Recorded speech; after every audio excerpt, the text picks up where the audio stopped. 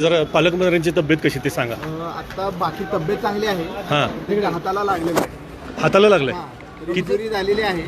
आता ड्रेसिंग केलेलं आहे. मग गरज वाटली तर नंतर बघू, पण आता स्टेबल आहे. हाताला म्हणजे कुठे लागले आणि काय लागलं? बोटाला लागलेलं आहे. बोटाला इथे किती प्रमाणात त्यांना काय त्रास इंजुरी आहे. त्यांना काय त्रास जाणवत होता? नाही ऍक्च्युली आता मी ड्रेसिंग करायला आलो होतो. बरं.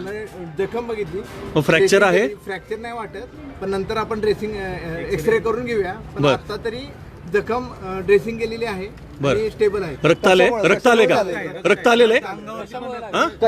कशामुळे झालं? नाही, आता काय झालं हे एक्झॅक्ट डिटेल मला माहित नाही नाही, मला फक्त एवढं सांगा, रक्त किती आलेलं आहे?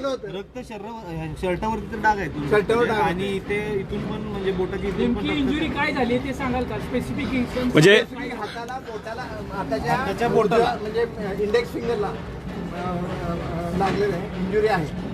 फक्त कशामुळे झालं हे आपण आता सांगू शकत नाही. बरं. बीपी लो झालं असं ब्लड प्रेशर हायर साईडला गेलं. ब्लड प्रेशर वाढलं होतं. रक्त तर आले. रक्त आलं होतं. आता काय बरं. परिस्थिती आहे त्यांची? आता स्टेबल आहेत.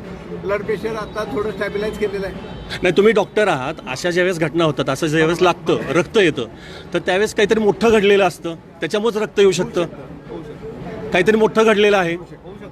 बरं, ठीक आहे. Yes, thank you.